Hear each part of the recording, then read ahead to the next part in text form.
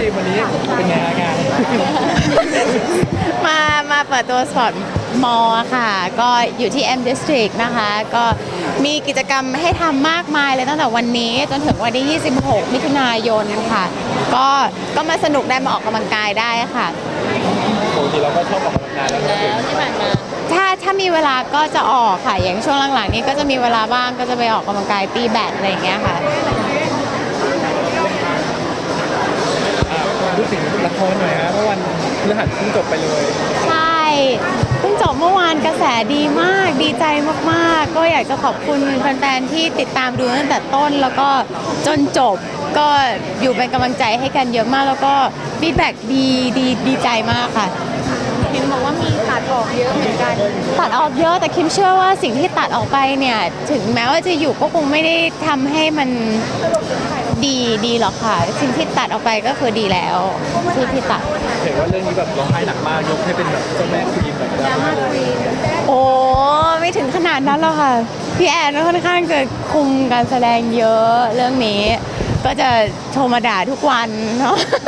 ว่าแบบวันนี้เล่นยังไงอะไรอย่างเงี้ยค่ะอย่างเห็นทีมเอ็มก็ขึ้น IG ขอบคุณพี่แอนด้วยใช่ก็รู้สึกดีใจนี่ก็เป็นเรื่องที่3แล้วค่ะแล้วพี่แอนเขาก็เป็นมากกว่าพี่สาวอ่ะเขาเป็นเหมือนครูเราแบบ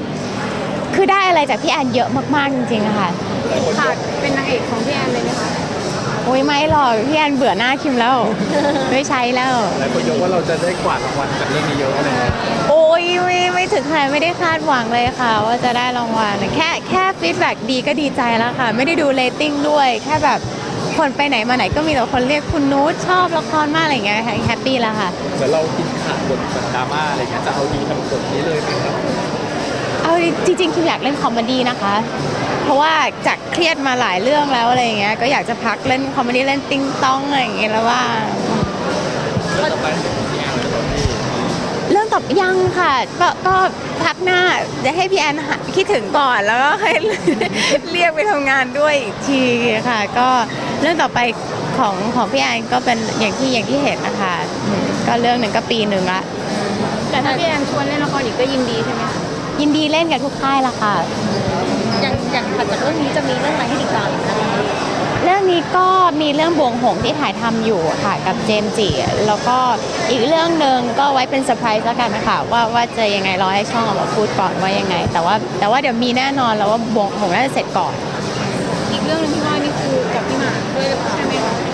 ไม่บอก ให้ไปลุ้นเองค่ะแฟนคลับลุ้นเยอะๆค่ะแต่แฟนๆก็ถามถ่ายมาเยอะอยากให้เล่นเรื่องพี่หมากอ๋อก็ดีค่ะอยู่ที่ช่องค่ะว่าช่องจะให้จับไปเล่นไหมแสดงว่าก็มีลุ้นเหมือนกันใช่ไหมมีลุ้นไหมก็มีอะค่ะเขาเล่นคู่กับเจมมาเยอะๆอย่างเงี้ยแฟนกินแฟนจิ้นอย่างเงี้ยพี่หมากว่าไงบ้างคะไม่นะเขาก็ดีใจด้วยค่ะที่เราประสบความสำเร็จเพราะว่าเราก็ทีมงานทุกคนก็เหนื่อยแล้วเขาก็เห็นพี่แอนก็เหนื่อยอะไรอย่างเงี้ยก็ดีใจแทนพี่แอนด้วยค่ะอย่างตอนจบเขาได้ดูไหมคะมีคอมเมนต์ยังไงเขาดูไหมตอนจบไม่ได้ดูแต่เขาดูกลางๆเรื่องตอนที่มันเข้มข้นตอนที่มันดราม่าหนักๆนะเขาก็ดูแล้วเขาก็ลงชิปเป็นประเด็นกันอยู่พักหนึ่งว่าพีคแปลว่าอะไรไม่ได้หมายถึงฉากหวานนะเขาหมายถึงแบบดราม่าเข้มข้นพีคมากอะไรอย่างเงี้ยแต่ฉากหวานมีแบบว่ามีอาการอะไรอย่างเงี้ยมีแบบว่าเฮ้ยมีแซวบ้างไหมอะไรอย่างเงี้ยไม่รู้ไม่ได้ถามอะค่ะว่าจะมีละครที่จะหมาเรื่องนี้ด้วยอันนี้ต้องรอให้ช่องออกมาคอนเฟิร์มค่ะอันนี้ก็ได้ยินมาเหมือนกันมีลุ้นไหมก็ต้องรออีกสักพักหนึ่งค่ะแล้วให้ทุกอย่างชัวร์ก่อน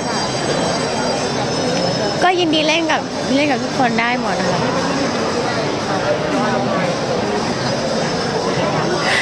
ก็ต้องพร้อมค่ะ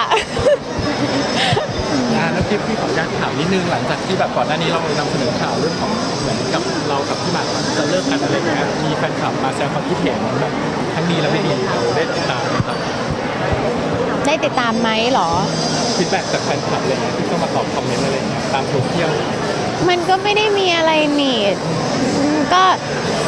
อะไรที่มันไม่ดีก็ไม่ได้ดูค่ะดูแต่อะไรที่แบบน่ารักค่ะแสดงว่าแบบเข้ามาบ้างมีไหมก็ไม่ได้มีเท่าที่เห็นก็ไม่ได้เห็นนะคะว่าจะมีฟีดแบ็กอะไร เหมือนพอนำเสนอข่าวเรื่องแบบเลิกกันอะไรเงี้ยหลายคนก็แสดงความคิดเห็นว่าแบบไม่เลิกหรอกเลิกไม่เลิกอะไรอย่างเงี้ยเหมือนจะตีกันอะไรอย่างเงี้ยของแฟนคลับญี่ปุ่น คิดว่าอยู่ตรงนี้มันก็มีสองแง่อยู่แล้วค่ะ แล้วแต่ความคิดของคนแต่ว่าเราก็ออกมาพูดแล้วว่ามันก็ไม่ได้มีอะไรก็จบแล้วค่ะ หลังจากนี้จะมีการเคลียร์กับแฟนคลับไหมครับจะบอกให้เขาเข้าใจเพิ่มไหม คิดว่าแฟนคลับน่าจะรู้ก่อนพวกพี่ๆด้วยซ้ำ เพราะว่าไปเจอไปทานข้าวอย่างเงี้ยค่ะ ก็เจอไม่ได้ซีเรียสค่ะ ไม่ได้ซีเรียส และอนาคตจะแบบขยับความสัมพันธ์มากขึ้นไหมแบบให้ชัดเจนกว่านี้ไหมกับพี่หมากอะไรอย่างเงี้ย ไอ้นี่ก็ชัดเจนแล้ว เวลาแนะนำกับคนรอบข้างแนะนำว่ายังไง พี่หมากเนี่ยไม่ต้องแนะนำแล้วไหมเขามีชื่อเสียงแล้วพี่ แต่ก็ดีก็อยู่อย่างเงี้ยแหละโอเคแล้วสบายใจแล้วค่ะ ไม่พี่หมายถึงว่าแนะนำว่าเป็นเพื่อนเป็นแฟนหรือเป็นอะไรอย่างนี้ ไม่ต้องหรอกก็รู้อยู่แล้วไม่อยากตั้งสถานะเลยค่ะคิดว่ามันก็ดีในแบบของมันแล้วค่ะ แล้วแต่คนจะเรียกก็ได้เนาะจะเรียกอะไรก็ตามนะ เหมือนเดิมค่ะ อย่างช่วงนี้ก็เจอกันบ่อยขึ้นว่า ก็เป็นเพื่อนออกกำลังกายค่ะ ก็ออกกำลังกายเทรนคู่กันค่ะ คือตอนนี้ในรูป มาไปอ่ะ เพราะถ้ากินเยอะมันก็ขึ้นมาอีกแล้วก็หาย แต่ถ้าเล่นมันก็จะมีอะไรอย่างเงี้ยก็พยายามทำให้มันมั่นคงค่ะเราก็จะรีบแบบซิทอัพให้มันกลับมา อย่างออกกำลังกายกับพี่หมากต้องมีแบบมีบัฟกันไหมหรือมีต้องแบบอุ้ยแต่ละคนแบบต่างคนต่างฟิตอะไรอย่างเงี้ย ก็มีแข่งกันลดความอ้วนอยู่กลางเดือนนี้จะต้องลง จะต้องหุ่นดีให้ได้ อันนี้คือ เอาใหม่อีกแล้ว โปรเจต์หรือจะมีอะไร ไม่ได้มีโปรเจกต์ค่ะ แต่ว่าต่างคนต่างก็มีงานต้องทำต้องถ่ายอะไรอย่างเงี้ยค่ะ ก็เลยแบบว่าเอ้ยเราเอามาจริงจังไหมอะไรอย่างเงี้ย บัฟกันมีข้อตกลงไหมว่าจะได้อะไรใคร ใครได้อะไร ไม่ได้ตั้งก็ช่วยกันคุมน้ำหนักอะไรอย่างเงี้ยแค่นั้นนะคะการกินอะไรอย่างเงี้ย แต่งานคู่กันอย่างอื่นไม่มีแล้วถ่ายแบบติดต่อมาไหม อ่าก็ต้องรอรุ้นนะคะว่าเร็วๆนี้แหละค่ะ อาจจะมี เอาแมวไหนแบบว่ารักสุขภาพหน่อยเฮลตี้ ไม่รู้ยังไม่รู้เลยค่ะแต่คิดว่าน่าจะมีได้เห็นงานคู่ ก็น่าจะได้เห็นเรื่อยๆอยู่แล้วค่ะ